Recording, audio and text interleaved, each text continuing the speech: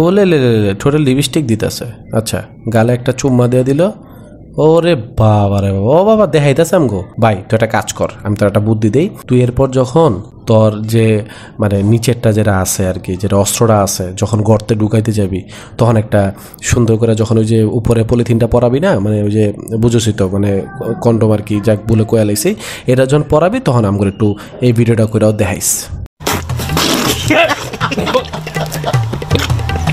ভুল করলাম বস। বান্ধবীর সাথে সুন্দর ছবি তুলতে চাও বাট পোস্ট দিতে পারো না, তবে আজকের ভিডিওটা কিন্তু তোমার জন্য। বন্ধুরা, তাহলে আজকে আমরা ছবি তোলার পোজ শিখবো। মানে আমরা ছেলেরা শিখবো না, দেখবো আপুরা মেয়েদেরকে শিখাবে কিভাবে পোজ দিতে হয় বান্ধবীদের সাথে। মানে বলতে পারো কিভাবে সুন্দর করে ছবি তোলা যায় সেটাই শিখাবে। তোমরা আবার ছেলেরা এরকম পোজ দিতে যেও না, কারণ ছবিটা ফুটবে না।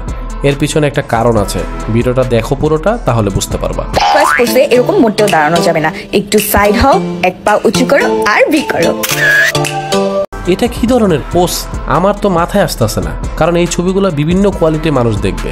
রিসেন্টলি যদি আমি বলি, আমার চোখে এই ছবির যে পোজ কেমন দেখাচ্ছে, আমি জাস্ট 4টা স্তন দেখতে পাচ্ছি, মানে যেটাকে দুধ বলে আর কি, যাই হোক।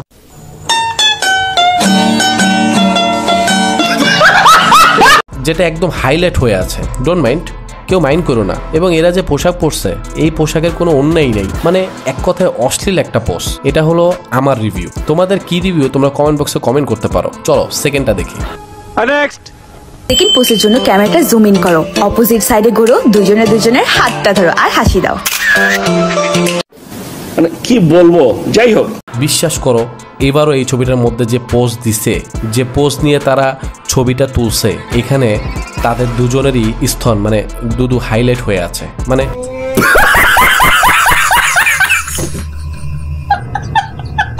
টোটাল ছবিটাই মনে হচ্ছে যে স্তন দিয়ে ফুটিয়ে তুলতে চাচ্ছে। মানে বুঝলাম না, এটা কি সৌন্দর্য?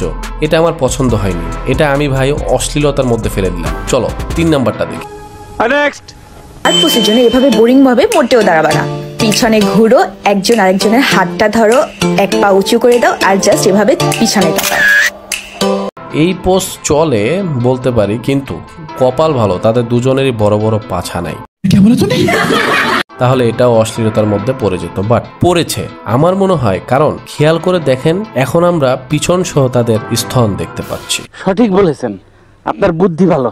আমি বলবো তারা ডাইরেক্ট অশ্লীলতার ছবি কিভাবে তুলবেন এটাই প্রমোট করতেছে।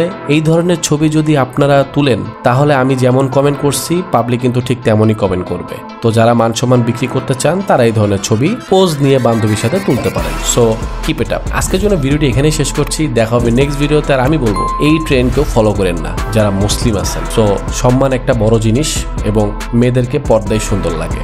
তো আজকের জন্য ভিডিওটি এখানে শেষ করছি। আল্লাহ হাফেজ।